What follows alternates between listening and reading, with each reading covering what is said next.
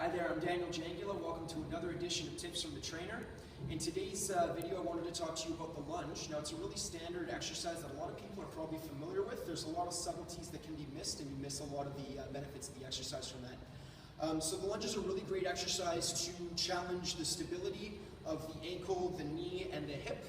It works on a lot of balance, and because of those reasons, it's really great as an exercise to throw in for rehab, depending on where you are on the recovery spectrum.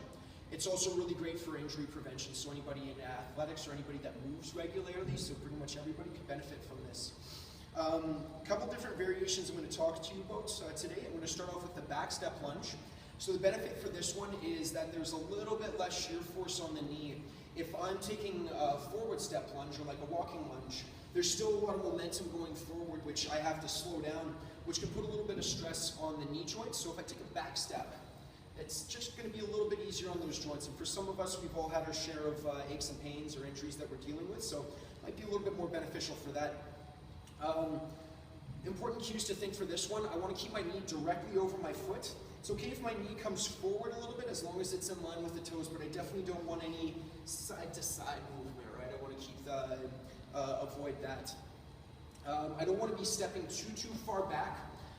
Reasons being, I want to keep the emphasis on this front leg, so I want to think about almost pulling myself up. I want to minimize the push off of this back leg. I see a lot of people that are just straight up pushing off that back leg, so you lose a lot of the benefits from that. So again, as I step backwards, I want to almost raise that foot up in the back and then pull myself up. When I'm doing it like that, I'm going to feel a lot more in the hamstrings and the glutes.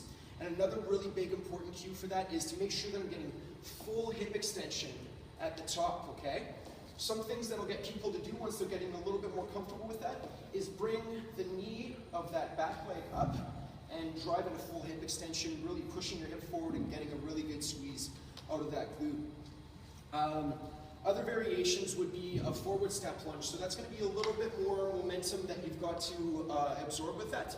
If you're just going to be pushing back and coming back into your start position, we're going to be getting a little bit more quad activation. But if I'm going to be walking forward, again, I'm going to feel it a little bit more in the posterior chain and the glutes and the hamstrings there.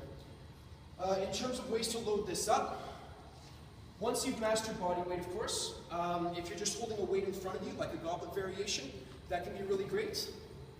If you want to get a little bit more weight, what you can do is, with a couple weights, just holding it at about shoulder level, having them rest on your shoulders nice and easy. You can go like that. Or if you have a barbell on hand, I don't have one to demonstrate, but you can have that back loaded as well. So that'll be all for today. Thanks for tuning in.